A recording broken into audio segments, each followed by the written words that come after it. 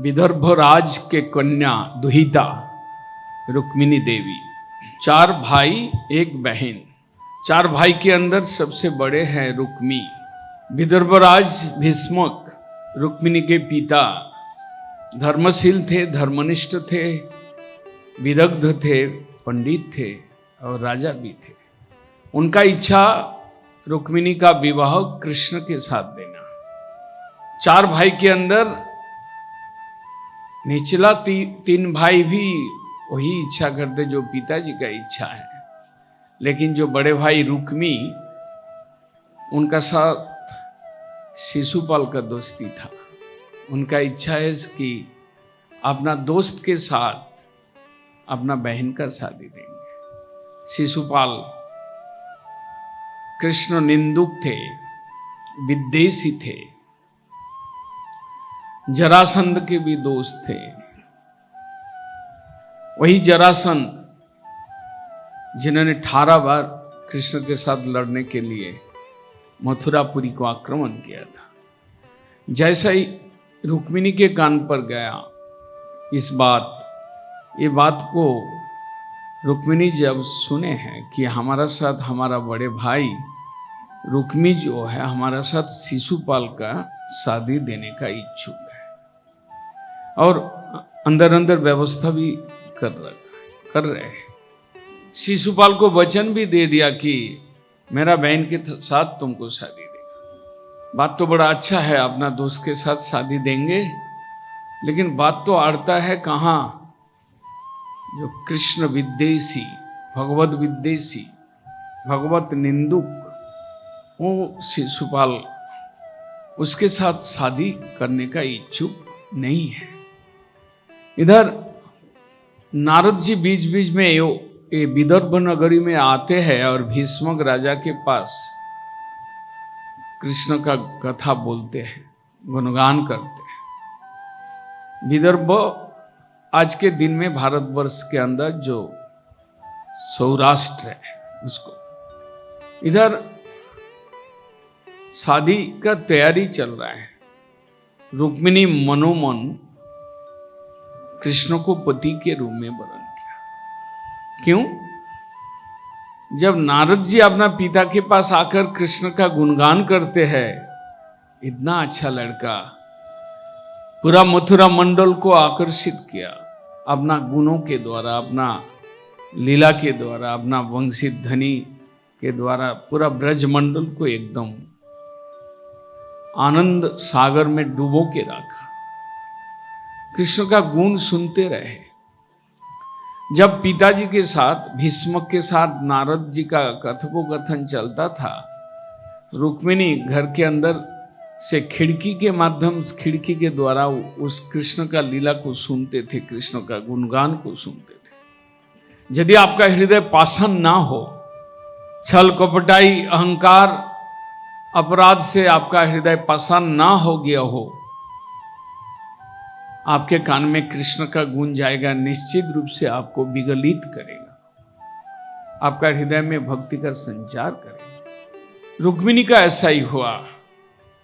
कृष्ण का गुण सुनकर उनके प्रति आकृष्ट होकर मन में ऐसा ठाना कि यदि मेरा इस शरीर को कोई भोग करेगा तो कृष्ण ही, कोई इस संसार के नरक के कीट,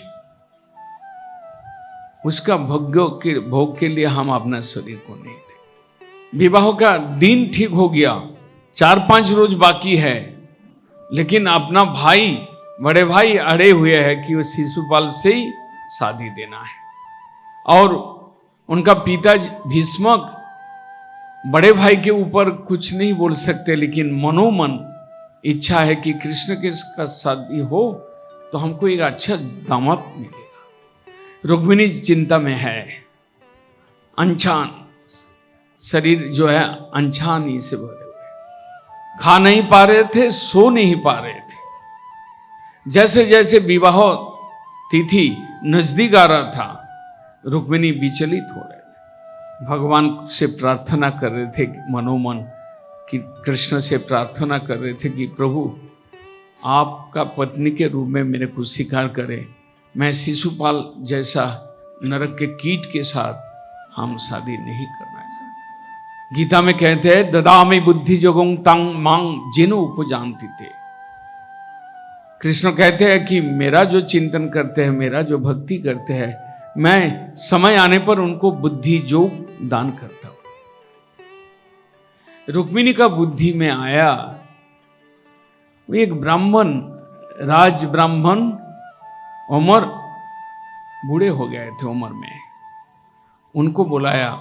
बड़ा प्रेमिक थे और रुक्मिणी को स्नेह करती थी।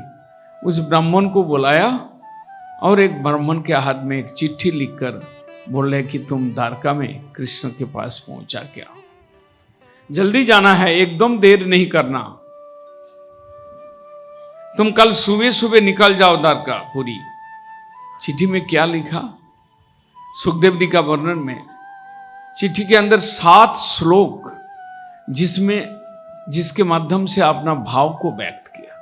बड़ा आश्चर्य, वो चिट्ठी के अंदर जो लिखा 7 श्लोक में, वो बड़ा आश्चर्य बात है कि एक साधारण नारी होकर भगवान के पास इतना कुछ लिख सकता है। उसका पहला श्लोक में बोल रहे हैं, श्रुत्वा गुणान भुवन सुंदरं वरं ते निर्विविश्य कर्ण विवरई हरतो अंगतापम रूपं दिशिमतां दृशां दृशिमतां अखिलार्थ लाभं तोयि अच्युतो आविशति चित्रम अपत्रपम में। पहला श्लोक कृष्ण को लिख रहे रुक्मिणी, बोल रहे हैं कि प्रभु देखा नहीं, कान से आपका गुण को सुना। श्रुत्वा भुवन सुंदरो वरं गुणं ते, आप भुवन सुंदर वर, आप जैसा सुंदर और संसार में सृष्टि में कोई है ही नहीं। आपका रूप का कथा, आपका रूप का बारे में मैं कान से सुना। सुनकर श्रुत्वा गुणान भुवन सुंदरं वरं ते निर्विविश्य कर्ण विवरई हरतो अंगतापम। जिस दिन आपका गुण नारद जी के वर्णन के माध्यम से हम सुन रहे थे, कान में आपका गुण जा रहा था, जैसे जैसे भीतर में प्रवेश कर रहा था, हमारा हृदय के ताप होता है ना, त्रिताप, हम लोग अच्छी तरह से जानते हैं, लेकिन जानते हुए भी कोई लोग धन मद से नहीं जानते हैं, समझ नहीं पाते हैं। लेकिन किसी दुर्भाग्य जीव इस त्रिताप से दग्धीभूत होकर दुख झेलते झेलते उनको मालूम होता है कि त्रिताप ज्वाला कितना दुस्सह जलन त्रिताप का जलन है, वो जानते हैं। रुक्मिणी चिट्ठी में बोल रही है कि मैं आपका गुण सुनकर, आपका जो अद्भुत रूप है, त्रिभुवन सुंदर रूप है, उसको सुनकर मेरा हृदय का ताप विदुरित हुआ, शीतल हुआ। हरतो अंग तापम, आपका कथा अंग का, चित्त का, हृदय का ताप को हरण कर लेता है। मैंने अनुभव किया, मैंने भुक्तभोगी है। निर्विविश्य कर्ण विवरई हरतो अंग तापम रूपं दृशां दृशिमतां अखिलार्थ लाभान। मैंने माना, मेरा विचार में आया, आपका ऐसा रूप जो मैं कान से सुना। अगर कोई आदमी का आंख हो, उस आंख से आपका रूप का दर्शन ना किया हो तो उसका मनुष्य जीवन व्यर्थ है, हम ऐसा समझते। आपका रूप अगर किसी मनुष्य ने देखा नहीं, सुंदर मनुष्य जन्मों मिला, कितना अच्छा इंद्रियां से सजाया हुआ ये शरीर है, कितना अच्छा आंख है, आंख को सेव करने की उसके पलक है, पलक के अंदर बाल है, कितना सुंदर आंख, कितना सुंदर हम लोग का उंगली, कितना सुंदर उसमें नखून, इस तरह से कितना सुंदर मस्तक का बाल, ऐसा अगर सुंदर संपूर्ण मनुष्य शरीर मिला हो, अगर आप जैसा प्रभु का रूप का दर्शन ना किया हो तो उसका जीवन ही व्यर्थ है। हम मानते हैं। चिट्ठी में रुक्मिणी देवी लिख रहे, हरतो अंग तापम रूपं दृशांग दृशिमतम अखिलार्थ लाभन। इस संसार में कितना कुछ है पाने का, धन दौलत, बाड़ी गाड़ी, स्त्री पुत्र परिवार, पोता पोती, बहुत कुछ पाने का है। लेकिन आप अगर मिल गया तो सब पूरा हो जाता है। आप अगर नहीं मिलते हैं, आपका दर्शन अगर नहीं मिलता है तो कुछ भी नहीं मिला, ऐसा ही महसूस होता है। रूपं दृशांग दृशि मताम अखिलार्थ लाभान तोई अच्युत आविशति मनो अपुत्रपम में। ऐसा आपका रूप, ऐसा आपका गुण, इससे हम लोभित होकर, आकृष्ट होकर, मैं तुम्हारा बुद्धि, मेरा मन का आवेश, मन का खिंचाव, मन का लगाव आ गया। मैं बेशरम होकर आपको चिट्ठी में लिख रहा हूं। मैं शर्म को अलग किया। चित्रम अपतप्रपं में, मेरा मन में कोई लाज नहीं है। मैं लाज को खा चुका हूं, लाज को फेंक चुका हूं। मैं स्वयं आपसे प्रार्थना करता हूं कि आप अपना स्त्री के रूप में मेरे को स्वीकार करें। उसके आगे जाके हो सकता है आपका मन में ये प्रश्न आए, कृष्ण, कि तुम एक राजकन्या हो, तुम एक मनुष्य हो, तुमको ऐसा साहस कैसे मिला? मैं जैसा पति तुमको मिलेगा, ऐसा तुमको इतना साहस कैसे हुआ? तुम्हारे पास कौन सा बल है? तुम्हारा रूप, तुम्हारा धन, तुम्हारा विद्या, ये सब के माध्यम से, ये सब के विनिमय में तुम हमें पति के रूप में चाहते हो? मेरा वो सब चीज का जरूरत नहीं है। मेरा तो जरूरत है श्रद्धा, भक्ति, प्रेम। जिसके पास है वो मेरा पत्नी रूप में आ सकता है। रुक्मिणी ऐसा मनोमन समझकर दूसरा श्लोक में बोल रहे हैं, पुत्रेष्ट दत्त नियम व्रत देव विप्र गुर्वार्चना विधि अलम भगवान परेश आराधितो यदि गदाग्रज एत्त पानिम गृह्णातु मे न दमघोष सुतादयेषु अन्य। मेरा पूर्व जन्म में कोई ऐसा कोई पुण्य हो, मैं कूप खोदन किया लोगों को पानी पिलाने के लिए, कूप खोदन कराया, मैं व्रत किया, मैं दान किया, मैं देवगुरु अर्चना किया, मैं व्रत किया। ऐसा सब पूर्व जन्म का जितना ही मेरा शुभ कर्म है, मेरा द्वारा हुआ, उसको एकत्रित करके, यदि मैं पूर्व जन्म में आपका आराधना किया है, वो सब पुण्य को एकत्रित करके मैं आपसे प्रार्थना करता हूं कि उसके विनिमय, उसके बदला में आप आकर मेरा पानी ग्रहण करें, मेरे को पत्नी के रूप में स्वीकार करें, और मैं कभी भी ये शिशुपाल,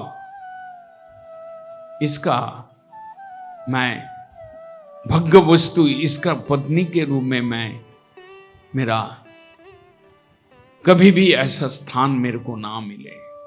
रुक्मिणी बोल रहे हैं, आगे जाके बोलते हैं, यदि आप समझते हैं कि तुम्हारा जितना पुण्य है वो कम है, पूर्व जन्म में जो भी तुम अच्छा काम किए हो उसको इकट्ठा किया जाए, फिर भी तुम मेरा पत्नी बनने का लायक नहीं बनते हो, तो मैं आपसे प्रार्थना करता हूं, अगले कई जन्म, 100 जन्म तक मैं व्रत तपस्या करते हुए, मैं ब्रह्मचारी के रूप में रहकर तब तक मैं तपस्या करते रहूंगा कि जब तक मेरा ऐसा भाग ना हो कि आपका पत्नी के रूप में, आप मेरे को पत्नी के रूप में स्वीकार कर सकते हैं, ऐसा लायक जब तक नहीं बनेंगे मैं सैकड़ों जन्म बिताने के लिए तैयार है, मैं किसी को अभी शादी करने के लिए तैयार नहीं। रुक्मिणी बोल रहे चिट्ठी के माध्यम।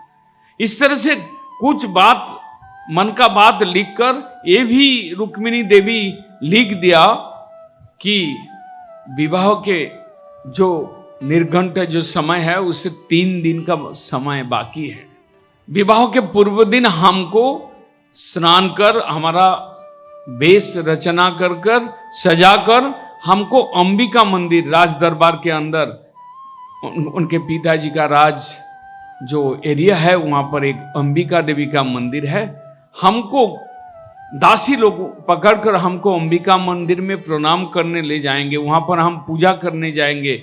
जब हम वहां से वापस आएंगे आप रथ लेकर आए और हमको छीन कर ले जाए, आप हमको उठा कर रथ में ले जाए। एक उपाय भी बोल दिया।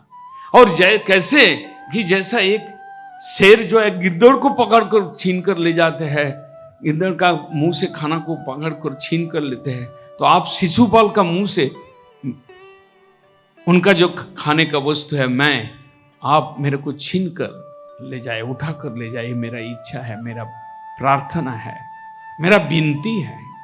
ब्राह्मण ने चिट्ठी लेकर पहुंचे। मात्र 3 दिन समय है, विवाह का आयोजन हो चुका है। ब्राह्मण ने गया द्वारकापुरी तक। एकदम वहां पर कृष्ण को देखकर रुक्मिणी कहे थे कि जल्दी आना। रुक्मिणी तब तक वो घर के अंदर बेचैनी से छटपटा रहे थे कि कब वो ब्राह्मण आएगा।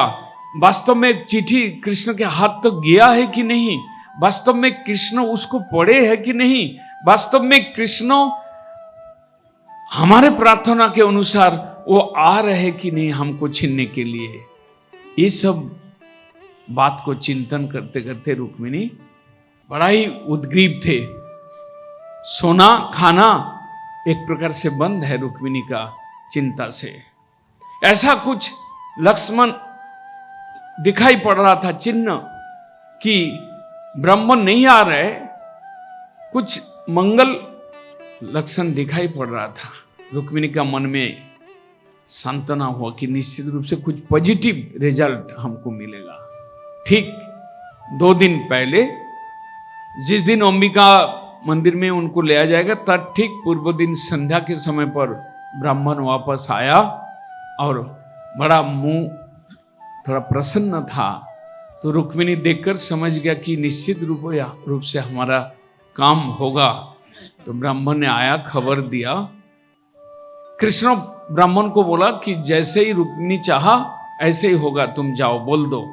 और रुक्मिणी को संवाद आके ब्राह्मण देते हैं कि कृष्ण आ रहे हैं कल और आपके इच्छा के अनुसार वो काम करेंगे। पूरा दृश्य बदल गया। दूसरा दिन जब सजाकर नहाने का बाद कन्या को फिर सजाकर ले जाने का तैयारी चल रहा था, उस समय जरासंध, दंतवक्र जो शिशुपाल के दोस्त से, वो सब लाइन देकर सेना लेकर उस रोड पर खड़े रहे जिस रोड से रुक्मिणी को लिया जाएगा अंबिका मंदिर तक। क्योंकि उन लोग के मन में संशय था कि कुछ ना कुछ अघटन घट सकता है, क्योंकि हम रुक्मिणी का शादी जो दे रहे हैं इसमें हमारा पिताजी का, हमारा और भाई का इच्छा नहीं है, इवन रुक्मिणी स्वयं का इच्छा नहीं है। इसलिए वो लोग थोड़ा चिंता में थे, कोई किसी समय कुछ भी दुर्घटना घट सकता है। दोनों तरफ एकदम राजन्न वर्ग सब खड़े हो गए और मिलिट्री सब रास्ते में खड़े हैं, कोई किस्म का दुर्घटना ना हो। विदर्भ राज उनके सेना का कोई कमी नहीं था और बड़ी अच्छी तरह से, जिसको आज के दिन में कहते हैं एकदम सुरक्षा का एकदम पक्का व्यवस्था वहां पर हो गया था। और शुभ समय आया जिस समय रुक्मिणी को ले जाया जा रहा है। उनके सखी लोग हैं, उनके साथ और कुछ लोग हैं। रुक्मिणी को शंख ध्वनि से, मंगल ध्वनि से अपने रास्ते में अंबिका मंदिर तक ले जाया जा रहा है। घुमट रुक्मिणी ढके हुए है और अंबिका देवी के पास जैसे पहुंचा, सखी लोग बोले कि प्रणाम करो रुक्मिणी, और जो तुम्हारा इच्छा है वर मांग लो देवी से, देवी तुम्हारा प्रार्थना वर तुमको देगा। रुक्मिणी प्रणाम किया और मनोमन प्रार्थना किया कि हे अंबिका देवी, मेरे को ये वर दो, कभी शिशुपाल मेरा पति ना बन पाए और कृष्ण से मेरा शादी हो जाए, ये तुम्हारा चरण में मेरा प्रार्थना है। प्रार्थना करके देवी का आशीर्वाद लेकर वापस आ रहे, तब तक कृष्ण वहां पर पहुंच चुके थे विदर्भ नगरी में। भीष्मक राजा के पास खबर भी आ गया। भीष्मक भीतर से आनंद उपभोग कर रहे थे और कृष्ण रथ में आए और एकदम बीच रास्ता से रुक्मिणी को सामने रथ रखा, रुक्मिणी को उठाया और चल दिया। उनके साथ बलराम भी आए थे दूसरा रथ पे, कि बोला भाइया तुम जाओ, इधर क्या कुछ होता है मैं देख लूंगा। सब राजन लोग, सेना लोग देखते रह गए। उनको क्या देखना था? रुक्मिणी का रूप देखना था, उनको पहारा थोड़ी देना था। सुरक्षा में उनका मन थोड़ा ही था, वो तो देख रहे थे उधर, और इधर रुक्मिणी चली गई। और रुक्मी जिनका उद्योग से शिशुपाल के साथ शादी होने वाला था, वो भी ऐसा ही देखते रह गया। तुरंत शिशुपाल को बोला कि चलो भागो, उसको रथ ले आओ और उसको पीछा करो, आज कृष्ण को मार के उसको बहन को वापस ले आना है। यदि हम बहन को वापस नहीं ला सकते तो ये इस राज दरबार में और पुनराय वापस नहीं आएंगे। तुम वापस आओ और नहीं आओ, क्या फर्क पड़ता है। फिर बलराम को देखा, बलराम से लड़ाई शुरू कर दिया। रास्ते में बड़ा तगड़ा लड़ाई हुआ। बलराम उसको पकड़ लिया, उसका बाल बुल काट दिया, थोड़ा थोड़ा बाल रख के एकदम उसको कुरूप कर दिया, विरूप शिशुपाल को, रुक्मी को, उसको भी एकदम बाल बुल मुड़ा दिया उसको। बोला क्या करना है बोलो अभी। कृष्ण के पास ले चलते, चलो कृष्ण के पास ले गया। कृष्ण बोला रुक्मिणी तुम विचार करो, तुम्हारा भाई को अभी बलराम पकड़ लिया, इसको मारना है, इसको क्या करना है तुम बताओ, तुम्हारा भाई है, इसको क्या सजा मिलना चाहिए। कृष्ण तो बड़ा होशियार है। रुक्मिणी बोले कि उनको प्राण नाश ना करके उनको छोड़ दिया जाए। जो सम्मानी व्यक्ति होता है उसका बाल इधर इधर थोड़ा थोड़ा करके काट दिया, उतना ही काफी है, मृत्यु जैसा है। सम्मानी व्यक्ति का सम्मान को हरण करना मृत्यु जैसा ही है। छोड़ दिया और वो तो क्रोधित होकर वो तो वापस नहीं आया पिताजी के पास। वो तो प्रतिज्ञा करके गए थे मैं रुक्मिणी को नहीं ले आ पाऊंगा तो इस राज में प्रवेश नहीं करेंगे। वो एक राज भोज को स्थान बनाया किसी गांव में, जाके वहां पर रहने लगा, सोचने लगा कि किस तरह से उसको बदला लिया जाए। बाद में रुक्मिणी को द्वारकापुरी में कृष्ण ले आते हैं और रुक्मिणी का इच्छा को पूर्ण करते हैं। वहां पर कृष्ण के साथ शादी होता है बड़ा धूमधाम के साथ। इस तरह से कृष्ण का जो गृहस्थ लीला, पहला पत्नी के रूप में, श्रेष्ठ पत्नी के रूप में, राधा रानी का अंश के रूप में रुक्मिणी आए और उनका साथ कृष्ण जी का शादी हुआ। धीरे धीरे सत्यभामा के साथ, सत्ताजी राधा थे, उनके पास समंतक मणि था, उसके लिए कई सारे विवाद हुआ। बाद में जाम्बुवान के पास उनका लड़की सत्ताजीत का लड़की सत्यभामा और मणि छुपा कर रखा था, कृष्ण को मालूम था।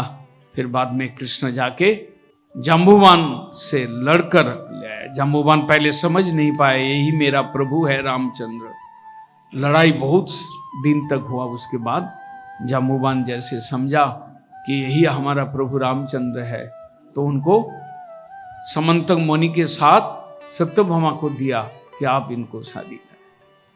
इस तरह से धीरे धीरे अष्टमहिषी मूल शादी हुआ।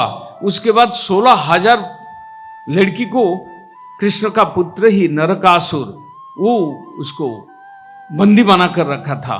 फिर वो सब नरकासुर को मारकर कृष्ण ने वो सब 16,000 महिषी को ले आया और शादी किया। द्वारकापुरी जो कि 12 योजन विस्तर समुद्र के अंदर विश्वकर्मा से द्वारकापुरी बनाया गया था। कृष्ण का एक बहुत बड़ा संसार, जो विश्व ब्रह्मांड के मालिक है, उनके लिए कोई भी चीज असंभव नहीं है। लेकिन वो बहुत बड़ा एक संसार, कितना प्रत्येक महिषी के घर में 2, 1, 3 ऐसा करके बच्चा हुआ और जदुवंश एकदम बहुत विराट विस्तृत हो गए। इस तरह से भगवान का विवाह लीला, गृहस्थ लीला, संसार लीला भागवत में 10वां स्कंद में वर्णन है। कृष्ण का गारस्थ लीला चल रहा था द्वारका में। महिषीगण के अंदर, उनके पत्नीगण के अंदर रुक्मिणी श्रेष्ठा थी। रूप, गुण, शील सब कुछ में रुक्मिणी, सभी पत्नियों के अंदर रुक्मिणी श्रेष्ठा थी। उनके अंदर कुछ बाद में अभिमान भी आया कि मैं कृष्ण का प्यारा हूं, सबसे अधिक प्यारा, सबसे श्रेष्ठ पत्नी हूं, ऐसा मन में थोड़ा अभिमान भी था। उस अभिमान को दूर करने के लिए भगवान किसी का अहंकार, मद, अभिमान नहीं रखते हैं, चूर्ण विचूर्ण कर देते हैं। एक दिन परिहास के माध्यम से भगवान कृष्ण अपना पालंग में सो रहे थे और रुक्मिणी चामर भोजन कर रही थी। हंसते हंसते कृष्ण ने परिहास करते हुए वो कहे, रुक्मिणी तुमने गलती किया, तुमने मेरा साथ शादी किया, ये तुम्हारा एक बहुत बड़ा गलत डिसीजन था। क्यों? पूछो क्यों? मैं तो एक ग्वाल जाति के लड़का हूं और शिशुपाल राजकुमार थे। मैं तो एक निर्धन हूं और शिशुपाल तो धनी के पुत्र थे। मैं तो कभी शिशुपाल से भी, जरासंध से भी डर के मारे से मैं द्वारकापुरी भाग के आए। मैं तो भीतु भी हूं। मैं जैसा निर्धन, नीच कुल और भीतो, ऐसे मेरा साथ शादी करना तुम्हारा गलती हुआ। वास्तव में कृष्ण परीक्षा करने के लिए, उनको अभिमान को तोड़ने के लिए उल्टा बोल रहे थे। वास्तव में रुक्मिणी को पाकर कृष्ण भी सुखी थे, लेकिन ऐसा एक परिहास छल उठाया। रुक्मिणी सोच नहीं सकते थे कि कृष्ण क्या बोल रहे हैं आज। इतना दिन बाद धीरे धीरे सोचते सोचते मूर्छित होकर वहां पर चामर एक तरफ चला गया और नीचे गिर गए। कृष्ण तुरंत उनको उठाया, आपने उठ के तुरंत उनको उठाया। उनका कहीं दर्द लगा, उसको सेवा शुश्रूषा किया और उनको सिर पर पानी दिया और सब कुछ किया। धीरे धीरे रुक्मिणी का ज्ञान आया। जब ज्ञान आया, जब वो स्वस्थ हुए, रुक्मिणी कृष्ण का हर एक वाक्य का, प्रश्न का जवाब दे रहे थे। रुक्मिणी कहते हैं कि मैंने कोई गलत काम नहीं किया आपसे शादी करके। मैं जानते हैं आप निर्धन है, लक्ष्मी आपका पत्नी है, शक्ति है, पूरे विश्व का धन तो आपके पास ही है। आप ग्वाल बालक है। हम जानते हैं कि ब्रह्मा जी भी 4 माथा लेकर मुकुट खोलकर आपको चरण में प्रणाम किया था। इंद्र जी भी सुरभि गाभी को लेकर आपसे क्षमा मांगने के लिए आए थे। ब्रह्मादि बंदित पद आप है। मैंने कोई गलत काम नहीं किया। रुक्मिणी आगे जाके कहते हैं, जरासंध के डर से आप भाग रहे थे। नहीं, जरासंध को ऐसे दिखाने के लिए। वास्तव में जरासंध को आप मारना चाहते तो 1 सेकंड भी नहीं लगता, लेकिन आप तो जरासंध के बहाना से पृथ्वी का सेना भार हरण कर रहे थे और आप तो जरासंध को वंचित करने के लिए आप द्वारकापुरी में आया। आप उनका डर से नहीं आया। कौन आपसे डर सकता है?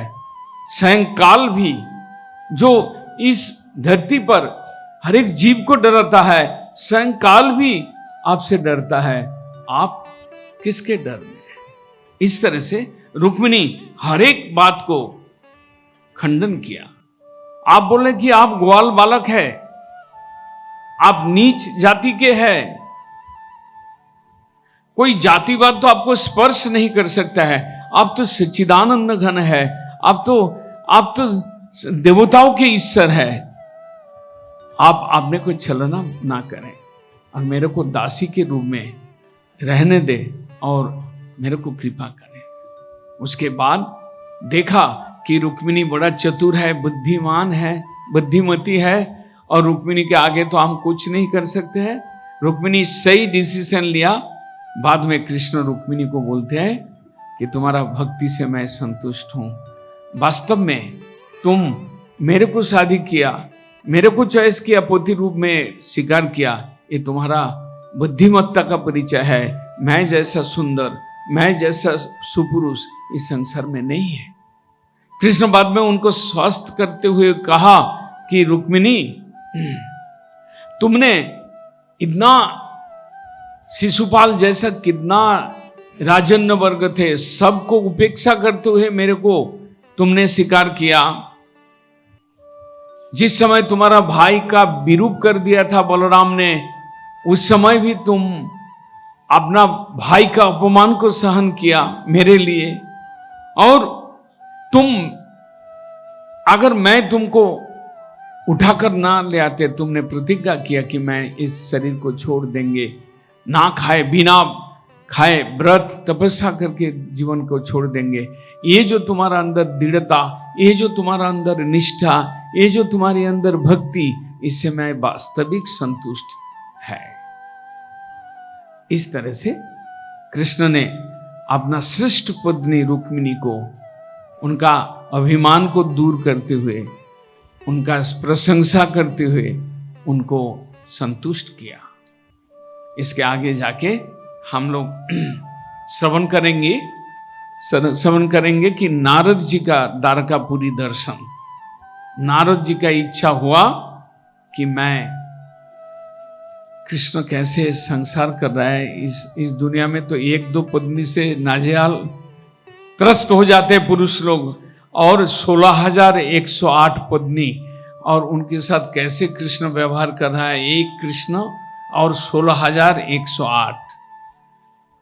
किसके घर, सबके घर में सुना है एक दो करके बच्चा है। मैं थोड़ा प्रभु जी का लीला को देख के आए, कैसे वो बड़ा गृहस्थ बन गए।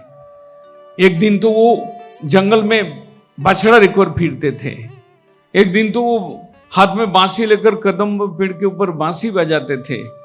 वही कृष्ण द्वारकापुरी में इतना बड़ा संसार सृष्टि किया, मैं थोड़ा देख के आता हूँ। नारद जी का कौतूहल हुआ, एक मन में इच्छा हुआ कि देख के आए कि चमत्कार क्या है। निश्चित रूप से भगवान तो कुछ ना कुछ चमत्कार दिखाएंगे।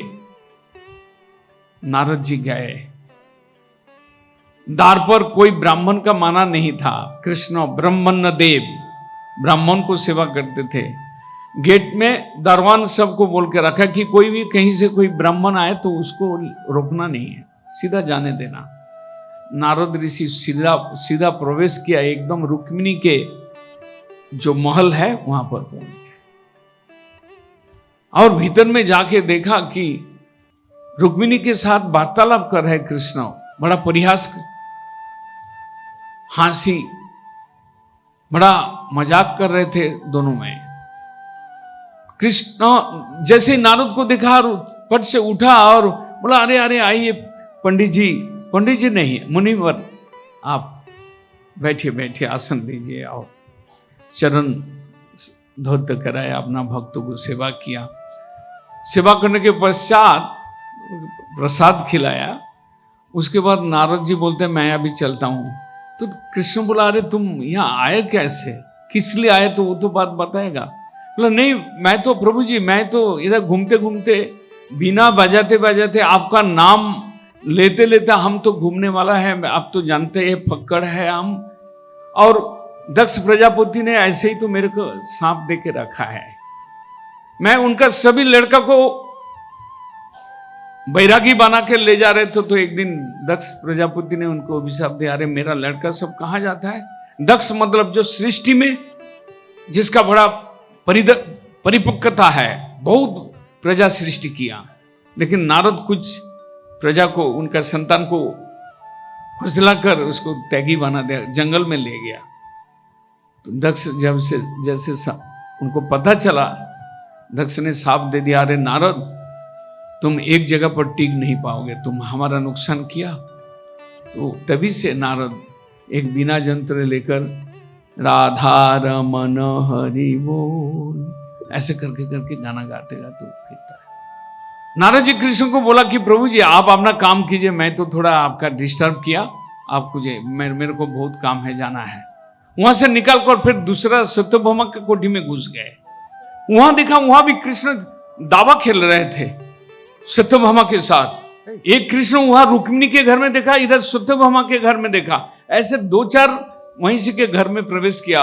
कहीं पर कृष्ण तो अपना लड़का को तेल मलकर उसको स्नान करा रहे थे, कहीं पर कृष्ण भोजन कर रहे थे, हर एक जगह पर कृष्ण है।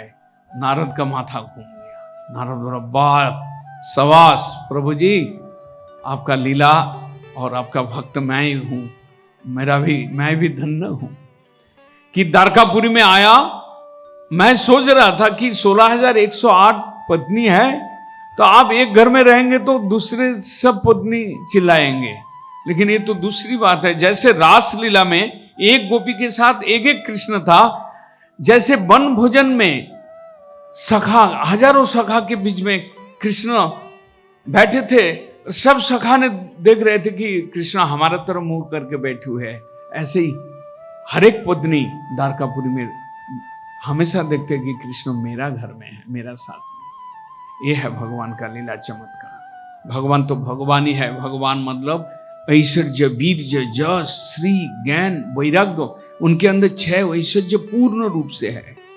हम लोग तो कीटाणु कीट है, फिर भी हम लोग अहंकार बस, थोड़ा सा अर्थ ज्यादा हुआ, बैंक में 20-25 लाख जम गया, आज भाग के बस एक संतान मिल गया, हम ऐसे अहंकार में फूल जाते हैं, हम भगवान भगवान कुछ नहीं मानते हैं। अरे मैं तो खुद भगवान हूं ये संसार की चीज, मैं जिनका अंश के अंश हूं, क्षुद्राति क्षुद्र अंश हूं। मेरा शक्ति का परिमाण कल्पना नहीं कर सकता। हमारा साधारण जीव मनुष्य के अंदर शक्ति क्या है? शक्ति का आभास है। बिंदु बिंदु गुणो तबो सर्व जीव सुबई भव। भगवान के जितना गुण है वो बड़ा बिंदु रूप से प्रत्येक जीव के अंदर है।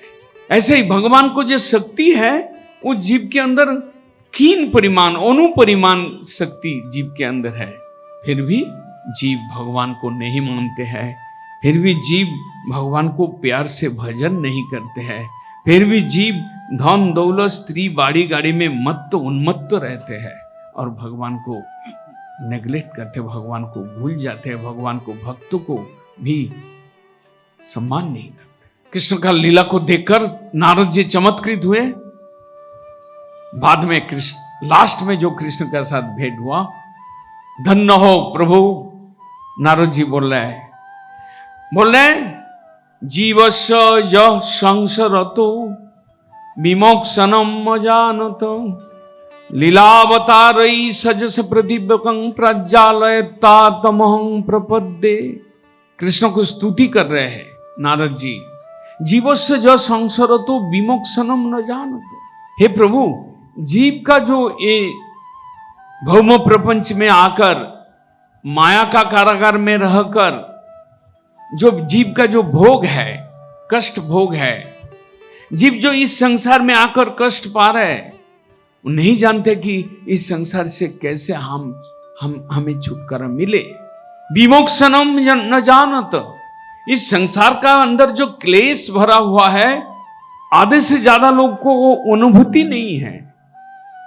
एक तो छोटा मकान मिला लखनऊ शहर के अंदर, पति का एक नगरी है, 25,000 रुपया लेता है। एक लड़का एक लड़की हुआ, वो मान गया कि मैं बहुत संतुष्ट हूं, मैं बहुत खुशी हूं। लेकिन रोज रोज कितना बीमारी, कितना एक्सीडेंट, कितना मन मिटाओ, स्त्री के पत्नी के साथ पति का झगड़ा, या लड़का के साथ पिता के झगड़ा, या बेटा के साथ माता का झगड़ा, इस संसार में अशांति लगे, फिर भी नहीं समझता है कि ये संसार है, ये मिथ्या है, ये झूठ है। परमानंद स्वरूप भगवान वही एकमात्र शांति दान कर सकते हैं, ये ज्ञान नहीं है। नारद ऋषि बोल रहे हैं कि प्रभु जीवस्व ज संसरतो विमोक्षणम अजानतो अनर्थ भात शरीरत, ये शरीर जो हमें मिला ये अनर्थ से बना हुआ है, ये अर्थ से बना हुआ है, ये एक अनर्थ है हमारे के लिए। आज पेट में दर्द, काल सिर में दर्द, परसों घुटना में दर्द, कोई ना कोई बीमारी है हमारा पास, बिना बुलाए हमारा पास आता है, रोज मेहमान बनकर आता है और हमको कष्ट देके, हमारा मेहमान जैसे आता है 2-4 दिन रुक जाता है घर में, बीमारी आकर आपके पास 2-4 साल रह गया। कितना अच्छा आपने अपने स्कूटर में बैठकर डॉक्टर के पास गया, 15 गोली लिख दिया, कितना आपके अंदर शांति है। रोज शाम को 700 गोली खाना है, फिर सुबह उठ के खाना है, कोई प्रसाद मिले या ना मिले, दवाई, कितना आपका अंदर बहुत अच्छा है, कितना अच्छा डॉक्टर देखा, आज बहुत आराम है। ये सब नाटक है, सब झूठ है, सब मिथ्या है। और हमें असल में क्या मिलता है? दुख के बाद दुख, सुख का आभास और दुख लाइन देकर आता है, पीछे पीछे आता है। थोड़ा सा हम आनंद किया, आज मेरा लड़का का जन्मदिन है, कल मेरा दोस्त का शादी है, गया, नाचे, खाए, बहुत प्रकार का व्यवस्था था। दूसरा दिन आके कोई संवाद आ गया कि लड़का पढ़ रहा था पुणे में, उसका एक्सीडेंट हो गया। दुख का संवाद आपके पास में। ये है संसार। संग सरती थी संसार। संग मतलब आप जो चीज नहीं है आप सज के आए हैं, आपको सजाया गया है। किसी का आप माता नहीं है, लेकिन आप माता के रूप में यहां रोल कर रहे हैं, जैसे नाटक में यात्रा में करते हैं। सरती, सर हट जाएगा। आप आज किसी का माता है, कुछ दिन बाद आप हट जाएंगे, उनका माता कोई दूसरा आ जाएगा। इसका नाम है संसार। संग सरती इति संसार। कितना बड़ा विद्वान हमारा सामने बैठे हुए हैं, कोई कोई आदमी यहाँ विद्वान बैठा है, बड़ा बड़ा वकील है, लेकिन उसको ये ज्ञान अगर मालूम हो कि हम जो इकट्ठा किया सब 2 दिन के बाद दूसरे का होगा, मेरा नहीं रहेगा, मेरा नाम खाता से, बैंक का खाता से कट जाएगा। जो मकान में मैं रह रहा हूं, बड़ा दिलचस्पी के साथ रह रहा हूं, बड़ा आनंद के साथ भोग रहा हूं, मेरा सब देह वहां से निकल जाएगा, तो ये मकान का नाम म्यूटेशन में दूसरे का चढ़ेगा, मेरा नाम मिट जाएगा। ये है ज्ञान, वास्तव ज्ञान, तत्व ज्ञान, स्वरूप ज्ञान। वो ज्ञान जब तक नहीं होगा तो आप विद्वान हो चाहे धनी हो, आप बड़ा सुखी हो, लेकिन आप वास्तव में मूर्ख हो, और आप इस संसार के एक कीट के अंदर है, आप भी एक कीट है। नारद ऋषि कहते हैं कि प्रभु लीलावतारई सजस प्रदीपकम प्रज्वालयत। आपने बड़ा कृपालु है कि वृंदावन में अवतीर्ण होकर इतना जन्म से लेकर इतना लीला विस्तार किया। उस लीला को भागवत के कथा रूप में कई श्रद्धावान जीव कान से श्रवण करेंगे, साधु के मुखारविंद से श्रवण करेंगे, उसका जीवन में कल्याण होगा, उसका जीवन मंगलमय होगा, उसके हृदय में अज्ञानता रूप अंधकार दूरीभूत होगा, उसके अनर्थ नाश होगा। धीरे धीरे तुम्हारा पास भक्ति करने आएंगे। ये तुम्हारा खेल है, ये तुम्हारा लीला है, ये तुम्हारा कृपा है। बोल वृंदावन बिहारी लाल की। आगे जाके शिशुपाल का वध होता है। जैसे भगवान कंस को वध किया, शिशुपाल, दंतवक्र, जरासंध एक एक करके असुर को विनाश किया। शिशुपाल बड़ा गाली देते थे कृष्ण को। एक दिन उनका माँ बड़ा दुखी थे। उनका माँ कृष्ण के पास आकर कहती है कि मेरे लड़के को माफ कर देना, क्षमा कर देना, है बड़ा तुम्हारा निंदा करता है। कृष्ण कहे कि हम 100 गाली, 100 निंदा बर्दाश्त करेंगे, 101 जिस दिन होगा उसको हम मान देंगे। और ऐसा ही हुआ। शिशुपाल जिस दिन बड़ा जोर जोर से गाली दे रहे थे, कृष्ण बोला कि सावधान शिशुपाल, याद करो तुम्हारा 99 गाली हो गया, अभी 100 होने वाला है, उसके ऊपर जाओगे तुम्हारा निधन हो जाएगा। ऐसे ही हुआ। शिशुपाल माने नहीं है। शिशुपाल कृष्ण को एक साधारण मनुष्य समझते हैं। गाली देते देते जैसा 101 में गया, सुदर्शन चक्र के द्वारा शिशुपाल को गर्दन को काट दिया। शिशुपाल का आत्मा निकालकर ज्योति के रूप में आकाश मार्ग में घूमते लास्ट में कृष्ण के चरण में प्रवेश किया। सबने देखा कि शिशुपाल को मुक्ति दिया भगवान ने। कृष्ण जैसा जैसा असुर को मारे, किसी को वंचित नहीं किए, सबको मुक्ति दान किया। इसलिए कृष्ण का एक नाम है हतारी गतिदायक। वो अपना हाथ से जो भी असुर को मारा उनको गति दान किया, उनको नरक गति नहीं दिया, उनको मुक्ति दान किया। और गोस्वामियों का वर्णन में है कि ये सब एक एक असुर भगवान कृष्ण जो प्रेम लीला करने के लिए आए थे, वो असुर मारना ये तो एक हिंसा का काम है। ये कैसे इस मधुर लीला के साथ मैच नहीं करता, सूट नहीं करता। गोस्वामी ने वर्णन किया, वास्तव में एक प्रतीक है। हमारा अंदर जो असुर है, हमारे अंदर जो काम, क्रोध, लोभ, हिंसा, देश, मात्सर्य, मद, ये सब असुर के रूप में है। बाहर में असुर के रूप में आया, कृष्ण एक एक करके मारा। जो लोग कृष्ण के चरण में शरण लिए थे, सबको असुर का भय से सबको बचाया, सबको शांति दिया। और इस तरह से भगवान असुर नाश किया, मतलब हमारा हृदय को, उनका कथा सुनने वाला, उनको पूजा करने वाला, उनको नमन करने वाले, उनका लीला को सुनने वाले, सबके हृदय के असुर को नाश करते हैं। ये प्रतीक है। आगे जाके दंतवक्र को मारते हैं। इसके आगे जाके हम अभी सुदामा चरित को श्रवण करेंगे। कृष्ण का जो बाल सखा है और दरिद्र है, उनके चरित्र का कथा हम लोग सुनेंगे। सुदामा कृष्ण के बाल दोस्त थे। धीरे धीरे गुरु आश्रम में पढ़ाई समाप्त हुआ। कृष्ण अपना कुरुक्षेत्र का लड़ाई और उसके बाद द्वारकापुरी में जाकर गृहस्थ लीला किए। सुदामा जैसे युवा दशा को प्राप्त किया, वो शादी किया। उनका स्त्री का नाम है सुशीला और कई संतान हुआ उनका। लेकिन कर्मोवश दरिद्र कुल में हो जाए। खाने पीने का दरिद्र था, खाने पीने का साधन नहीं था। ब्राह्मण पूजा करते थे, भिक्षा में जाते थे। जो कर्मों के फल स्वरूप उनको भिक्षा मिलता था, उससे उनका शरीर संसार चलता नहीं था। संसार का व्यय भार वो मिटा नहीं पाते थे। दरिद्र सीमा से वो नीचे गिर गए थे। लेकिन अभाव तो था, लेकिन भाव का कमी नहीं था। सुदामा के अंदर जो भाव है, कृष्ण के प्रति जो प्रेम है, भगवान के प्रति जो प्रेम है, और सृष्टि के जितना प्राणी है उनके प्रति उनका जो सम्मान, उसमें कोई कमी नहीं था। और अपना कर्मों का फल जानते हुए दिन बिता रहे थे, जीवन बिता रहे थे। उनको कोई असंतुष्टि भी नहीं था कि भगवान ऐसा किया, हमें दारिद्र्य दिया, ऐसा कोई खेद भी नहीं था। बड़ा समदर्शी, सहिष्णु, सरल, निष्कपट ब्राह्मण थे वो। और यदि वो कृष्ण का दोस्त होगा तो उल्टा कैसे होगा? कृष्ण का साथ ऐसा दोस्ती थोड़ी सबका बनता है।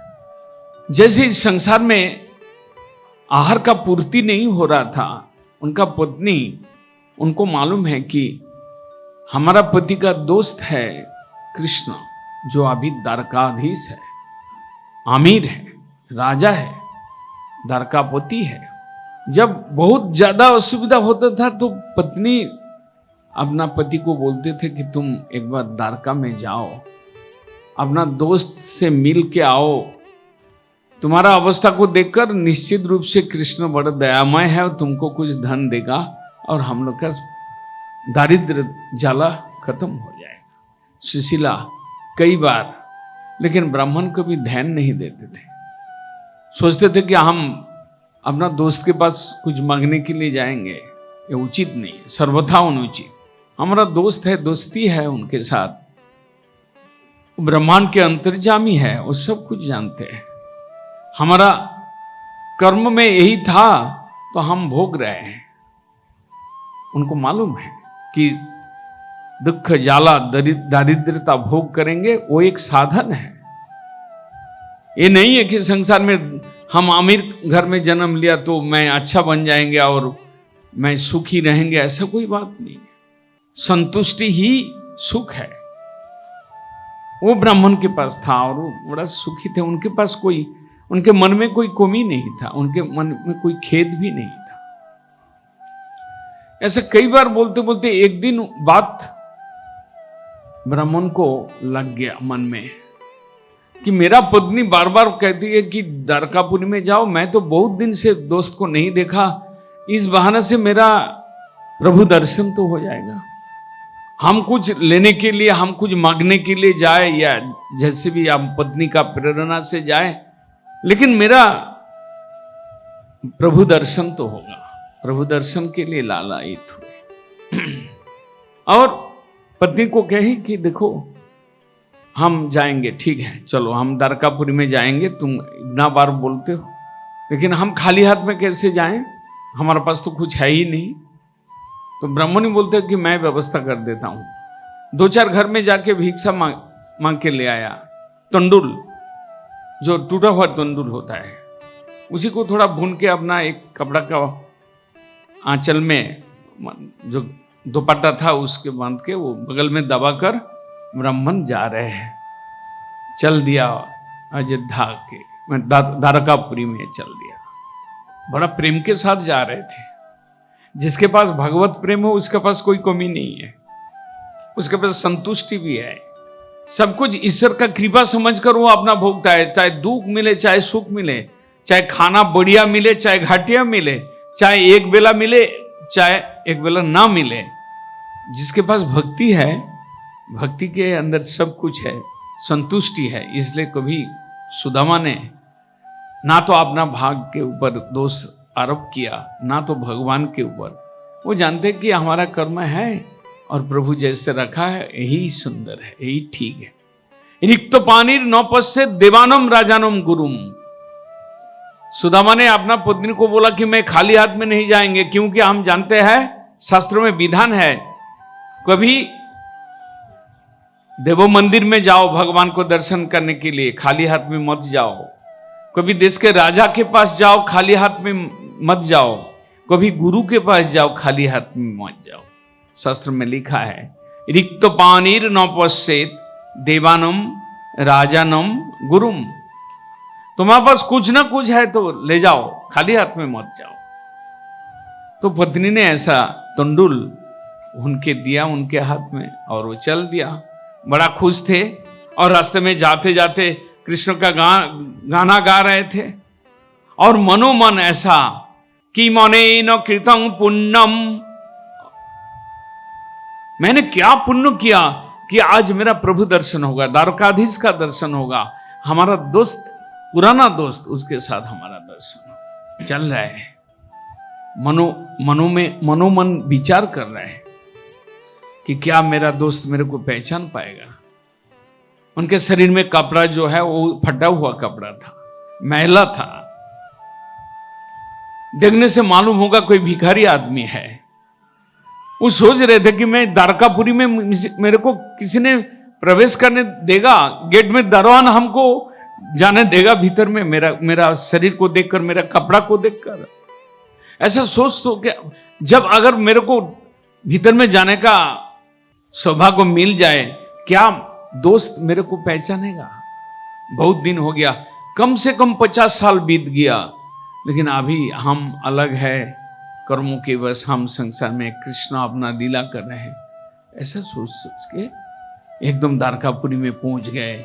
गेट के सामने द्वारकापुरी का जो मेन द्वार है उसमें खड़े होकर बाहर सोच रहे हैं कि यहाँ पर क्या एंट्री पास है क्या। या किताब में एंट्री होगा मेरा नाम, जैसे आजकल होता है। सोच रहे, तब तक दारवान आके बोलते ब्राह्मण क्या क्या सोच रहे हो, कहां पर जाना है? बोला मेरे को तो कृष्ण के पास जाना है। तुम ब्राह्मण हो तो तुम्हारा जाने का इजाजत है, जाओ अंदर घुसो। यहां ब्राह्मण का कोई दार माना नहीं है, क्योंकि भगवान स्वयं ब्राह्मण देव है, ब्राह्मण को पूजा करते, श्रद्धा करते। गए एक एक करके दूसरा नंबर गेट, तीसरा नंबर गेट क्रॉस किया और पूछने लगा कि यहाँ कृष्ण कहाँ है, रुक्मिणी का दरबार कहाँ है। ऐसा पूछते पूछते सामने रुक्मिणी का महल देखा और सब लोग बोला यही चले जाओ। तब तक कृष्ण अंतर्जामी, उसने कुछ ऐसा ही उनका हाव भाव से उस समझा रहे थे। रुक्मिणी सोच रहे कि आज बड़ा खुश है कृष्ण, क्या बात है, कोई आने वाला है या कुछ घटने वाला है। तो तब तक कृष्ण बोले कि मेरा दोस्त आ रहे हैं, मैं उनको लेने जा रहा हूँ। बाहर निकलकर दौड़ दौड़ कर आए और सुदामा को गले में लगाया, आलिंगन किया है। तो भगवान को भी भूलते नहीं है हमको। हम थोड़ा सा भी कृतज्ञ है, हम थोड़ा सा भी भगवान के लिए कुछ करते हैं, भगवान हमको भूलते नहीं है। आलिंगन किया, उनको हाथ पकड़कर दरबार में भीतर में महल में ले गए और लेकर उनको सिंहासन में, अपना सिंहासन में बैठाया, उनका चरण धुलाया, फिर उनको वस्त्र दिया, कपड़ा पहनाया, नया कपड़ा, फिर सुस्वादु बहुत बढ़िया जैसे कि बासमती चावल होता है उसका अन्न बनाया और रुक्मिणी सब बनाया और उनको प्रसाद पेट भर के खिलाया। उसके बाद में लेटा कर उनका चरण दबा रहे कृष्ण। दास का सेवा प्रभु कर रहा है, प्रभु का सेवा करते हैं दास। कभी ऐसा भी होता है कि प्रभु दास का सेवा करते हैं। ब्राह्मण का बड़ा सेवा किया, ब्राह्मण एकदम चमत्कृत हो गए, खुश हो गए। उसके बाद रात को बहुत सारे बात, कुशल मंगल प्रश्न हुआ, वार्तालाप हुआ, कैसे हो तुम, कैसे हो, तुम्हारा ब्राह्मणी कैसे है, इस तरह से बात होता है। बातों बात कृष्ण ने याद दिलाया कि सुदामा तुमको याद है एक दिन का बात, जिस दिन हम लोग जंगल में लागड़ी करने के लिए गए थे, सूखा लागड़ी। गुरु माँ का कोई जलानी नहीं था खाना बनाने का, बोला हम लोगों को, हम लोग 4-5 मिलकर गए, कृष्ण, बलराम, सुदाम और सब। जंगल में जाकर पेड़ के ऊपर एक आदमी चढ़ गया, सूखा डाल को तोड़ तोड़ के नीचे गिराया। फिर ये लोग छोटा छोटा करके अपना अपना गठड़ी बनाया। बहुत टाइम जैसे गठड़ी सबका बन गया, उसको उठा के अभी चलेंगे गुरुगृह में वापस जाएंगे, तब तक अचानक आंधी आया और एकदम घनघोर मेघ आकाश को ढांक दिया और एकदम अंधकार हो गया। धीरे धीरे थोड़ा बारिश गिरना शुरू हुआ। इतना बारिश हुआ, इतना बारिश हुआ, 1 घंटा के अंदर जंगल में पानी खड़ा हो गया। सब के सब गठड़ी माथा में लेकर जंगल में खड़े हैं, पानी के ऊपर खड़ा है। सोच रहे कि क्या विपत्ति, आज तो वापस नहीं जा सकता है। धीरे धीरे ऐसा अंधकार आया कि जैसे मानो कि सूर्य अस्तमित हो गया, डूब गए और अंधकार हो गया और अभी निकालने का कोई चारा नहीं है, उपाय नहीं है। कृष्ण उद्धव को, ये सुदामा को याद दिला रहे हैं। सारे रात लकड़ी का गठड़ी लेकर वो सब खड़े रहे। वो गठड़िया को नीचे उतार दे, वहां पर पानी है, वो लकड़ी, सूखा लकड़ी पानी पी जाएगा। फिर गुरु माँ का खाना बनाने, कल अगर खाना बनाएगा तो खाना नहीं बन पाएगा। इसलिए वो लोग माथा में सब के सब, कृष्ण भी, बलराम भी, सुदामा भी, सब लकड़ी का जो गठड़ी लेकर खड़े रहे। इधर रात को जब आंधी बारिश तूफान आया तो सांदीपुनी गुरु वो सोचने लगा, हाय हाय क्या हुआ, कृष्ण को नहीं देखा, बलराम को नहीं देखा। गुरु पत्नी से पूछा कहाँ पर भेजे हो, तो बोले कि हम तो लकड़ी लेने जंगल में भेजा है। अरे क्या किया तुम लोग आज, तो लोग तो विपत्ति में पड़ गया होगा। रात किसी तरह से बिताया सांदीपनि, फिर अंधकार रहते हुए सुबह निकल पड़े कृष्ण बलराम को ढूंढने के लिए, क्योंकि शिष्य के प्रति प्यार था, स्नेह था। क्यों ना होगा स्नेह? अगर जगतपति उनका शिष्य के रूप में आता है तो उनके प्रति प्यार नहीं होगा? हर एक आदमी का प्यार। गुरु ने ढूंढते ढूंढते जंगल में प्रवेश किया और चिल्लाते चिल्लाते गए, कृष्ण बलराम सुदाम तुम लोग कहाँ हैं, आवाज दो। इस तरह से चलते चलते बहुत दूर जाकर कृष्ण आवाज दिया कि गुरुजी हम लोग इधर हैं। वहां पर लकड़ी का गठड़ी लेकर खड़े हैं सब के सब। गुरु जब पहुंचे वहां पर देखकर बड़ा हैरान हो गए गुरुजी। वो लोग सिर में बोझा लेकर प्रणाम किया गुरुजी को, और सांदीपनि ने बोला कि तुम धन्य हो तुम लोग। आत्मा वही प्राणिनांग पृष्ठ ताम अनादृत मत परा। सबके अपना अपना आत्मा प्रिय होता है।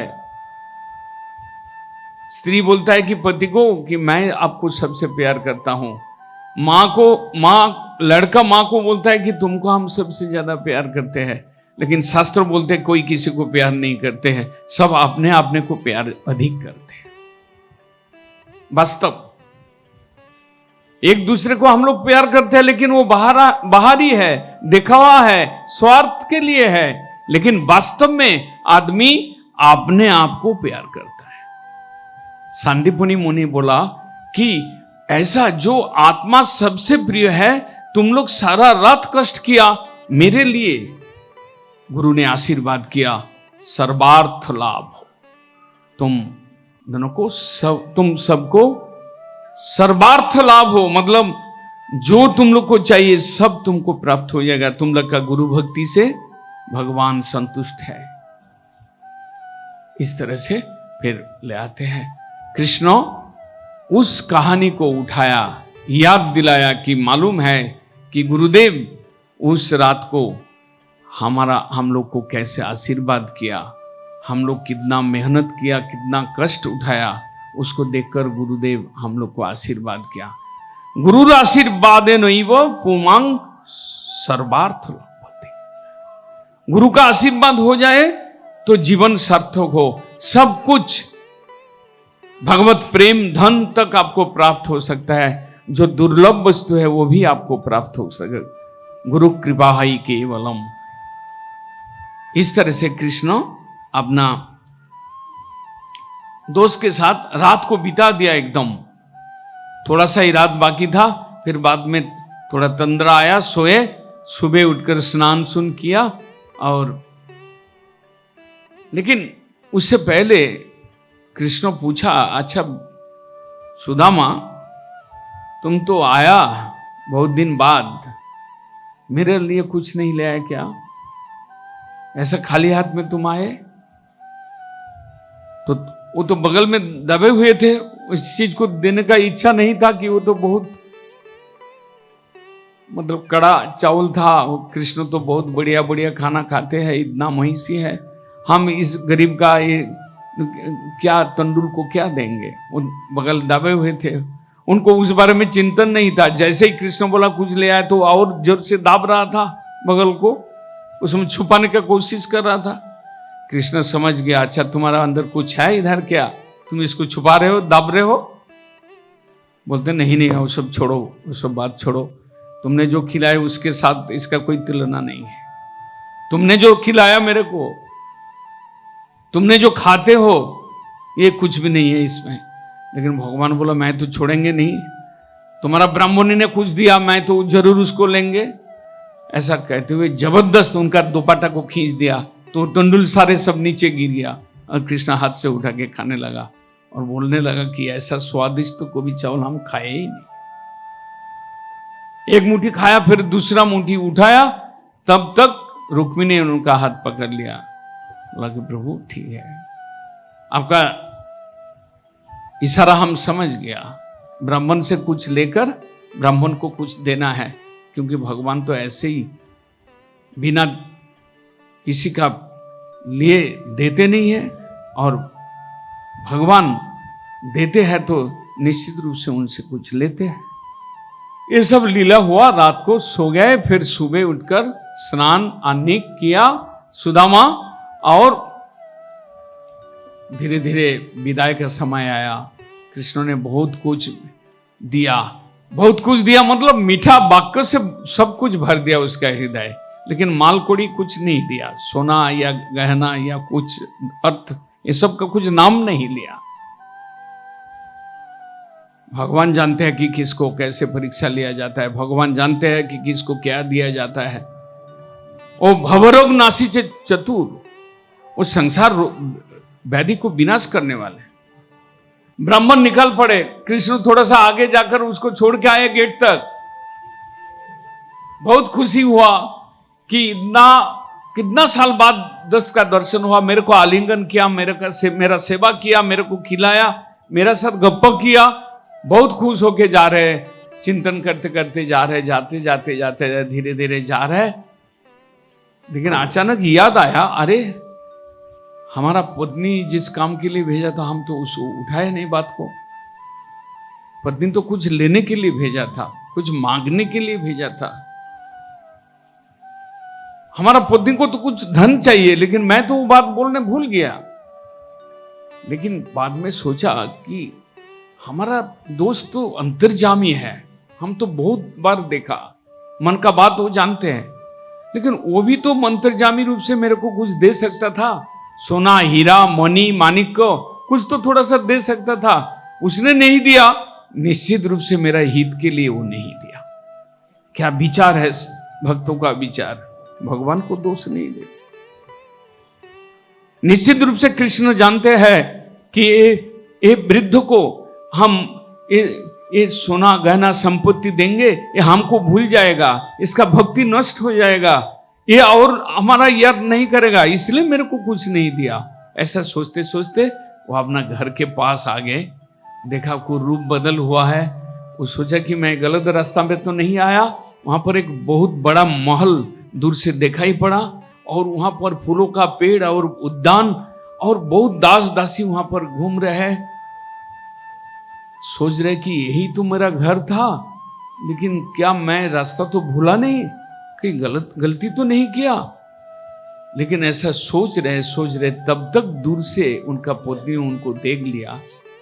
वो तो फटा हुआ साड़ी पहनते थे, अभी वो बनारसी साड़ी पहना हुआ सिल्क का, वो पत्नी को पहचान नहीं आ रहा था। सुदामा बोला, ये कौन आ रहा है? अरे तुम ब्राह्मण, तुम क्या देख रहे हो, मैं तो तुम्हारा पत्नी है, भगवान तो बहुत कुछ दे दिया, तुम क्या यहाँ पर खड़े होकर सोच रहे हो, चलो भीतर में चलो। हाथ पकड़कर भीतर में ले गया। उसको विश्वास नहीं हो रहा था कि ये महल अपना है, कृष्ण ने मेरा महल बना दिया। ब्राह्मण को पकड़ पकड़ कर ले गया, एक एक स्थान दिखाया, देखो ये गेट है, देखो ये उद्यान है, फूल का बागीचा है, देखो मेरा इतना दासी है, देखो यहाँ घोड़ा है, हाथी है, देखो अंदर चलो। सिंहासन जो है, जो पालंग है, उसमें हाथी का दांत से बना हुआ, वो महल के अंदर जो पिलर है उसमें हाथी का दांत लगा हुआ था। वो देखते ही रह गए, ब्राह्मण देखते ही रह गए, उस जैसे कि वो सपना देख रहा है। वो तो कुछ बोल नहीं पा रहा है, वो केवल ताक रहे और पत्नी का बात सुन रहे। सुनते सुनते जब सब कुछ देखना खत्म हुआ, तब वो पत्नी को कहती है, देखो सुशीला, तुम आनंद कर रहे हो, मेरा मन में कुछ और चिंता है कि भगवान मेरे को परीक्षा में डाल दिया कि अगर ऐसा एक महल बना देते हैं, अगर सुदामा मेरे को भूल जाते हैं कि नहीं, क्योंकि संसार में तो वही नियम है, गरीब था, धन दौलत बहुत हो गया, फिर वो ईश्वर को भूल जाता है, उसका मनुष्यत्व खत्म हो जाता है, वो आदमी को जानवर समझते, कुत्ता बिल्ली समझते हैं। लेकिन ऐसा तो नहीं हुआ। बोला कि तुम वो सब चिंता मत करो सुशीला, अभी थोड़ा बैठ लो, शरबत पी लो। उस समय तो ठंडा कोको कोला ये सब का हिसाब नहीं था, लेकिन बैठ वो सिंहासन में और सोफा में, वहां पर सोफा लगा हुआ था। वो ब्राह्मण बोला कि हम इधर नहीं बैठेंगे, हम नीचे बैठेंगे, चटाई ले आओ, और इसमें कृष्ण बैठेगा, बलराम बैठेगा, ये पालंग में कृष्ण सोएंगे और शयन देंगे रात को, और हम लोग चटाई बिछाकर नीचे सोएंगे। अगर हमारा अंदर थोड़ा सा भी अहंकार आ गया तो हम परीक्षा में फेल कर जाएंगे और कृष्ण दुखी होंगे। इसलिए मेरा हाथ में कुछ नहीं दिया। सुशीला का जो आनंद भीतर से आ रहा था उसको तो कुछ हिस्सा में दबा दिया सुदामा ने। सुदामा उनको ज्ञान दिया, तत्व ज्ञान बताया कि देखो ये घर बाड़ी धन दौलत ये हमारा पास में रहने वाला नहीं है, किसी का भी नहीं है। एकमात्र भगवान हमारा धन है और कोई धन नहीं। कृष्ण ही हमारा धन है, कृष्ण ही हमारा प्यारा है, कृष्ण ही हमारा बंधु है, ये सब हमारा बंधु नहीं। इस तरह से जिंदगी में जब तक हम लोग रहेंगे उनका दास बनकर रहेंगे और कृष्ण से प्रार्थना करते रहेंगे कि तुम्हारा निरंतर हमको दास्य मिले, तुम्हारा दास का दास बनकर रहूं। इस संसार में हमको धनी नहीं बनना है, इस संसार में आमिर नहीं बनना है, इस संसार में मालिक नहीं बनना है, इस संसार में हमको मालिक का आसन में बैठना नहीं है, उनका स्थान रिजर्व रहना चाहिए। भगवान से प्रार्थना करते हुए कहा, तस्सैव दासं पुनर्जन्मनि जन्मनि सैत्। जन्म जन्म ऐसा प्रभु का दासत्व करना, यही हमारा प्रार्थना है। वास्तव में कभी कृष्ण अपना भक्त को धन नहीं देते हैं, इसलिए सुदामा को ऐसे ही विदाई दिया। कृष्ण जानते हैं कि धन माया जिस दिन अधिक हो जाएगा उस दिन भक्ति नष्ट हो जाएगा, श्रद्धा नष्ट हो जाएगा, प्यार खत्म हो जाएगा। माया ऐसा एक चीज है, धन ऐसा एक चीज है, हमारा श्रद्धा को, भक्ति को नष्ट कर देता है, मतलब भक्ति को हटा देता है, हमारा हृदय में भक्ति को प्रवेश करने नहीं देता है। आसक्ति, मोह इस चीज को बढ़ा देते हैं। जहां अर्थ है वहां पर अनर्थ है। इस संसार में जो लोग धन दौलत सब कुछ होते हुए भी निरासक्त रहते हैं, आसक्ति रहित रहते हैं, अहंकार रहित रहते हैं, वही उसी को शांति मिलता है, उसी को भगवान कृपा करते हैं। इसलिए पत्नी को कहा, सुदामा कभी ये सब चीज में आसक्त नहीं होना, ये तो प्रभु का चीज है, प्रभु का रह जाएगा। हम तो दास बनकर हम इस महल का पोछा, झाड़ू पोछा लगाएंगे, यहां पर कृष्ण का भोग बनाएंगे, रसोई में कृष्ण का चांदी का थाली में भोग लगाएंगे, वो प्रसाद हम लोग खाएंगे और हम लोग दास बनकर इधर अनासक्त होकर। सुदामा विप्र का चरित्र अनासक्ति, संसार में आसक्त होना बुद्धिमानी का काम नहीं है। भक्त सदा अनासक्त होते हैं, आसक्ति ही बंधन का कारण होता है। ये शिक्षा सुदामा चरित्र से मिलता है और भगवान भी सुदामा के माध्यम से इस दुनिया को दिखाया, मैं देने का समर्थ रखता हूं, लेकिन हम उसको देता हूं जिसका हृदय में वासना जल चुका है, जिसका हृदय में कोई कामना वासना नहीं है, पका हुआ है। जैसे भुना हुआ गेहूं या चावल, उसको रोपण करने से, मिट्टी में दबाने से उसमें पेड़ पैदा नहीं होता है। ये सुदामा तो भुना हुआ चावल है, ये तो संसार का दुख भोगते भोगते भोगते भोगते इसका हृदय जल चुका है, इसका हृदय में आसक्ति, अहंकार सब कुछ समाप्त हो चुका है। वास्तव में हम मनुष्य हैं, हम ईश्वर का उपासना यदि ना करें, ईश्वर का उपासना करते हुए अपना हृदय के अंदर जो बुराइयां है उसको यदि हम हटा ना पाए, वास्तव में हम मनुष्य नहीं है। धर्मेन हीना पशु भी समान, हम पशु के समान है। ये सब शिक्षा श्रीमद् भागवत से मिलता है। हम यहाँ पर कथा को विराम देते हैं, कल का कथा में शेष है और हम और कुछ लीला दशम स्कंद के आखिर में जो लीला है भस्मासुर का कथा और 11वां स्कंद का भी थोड़ा सा कथा बोल के का कल हम कथा का समाप्ति करेंगे। सबको धन्यवाद। हरे कृष्ण। वंशा कल्पतरु।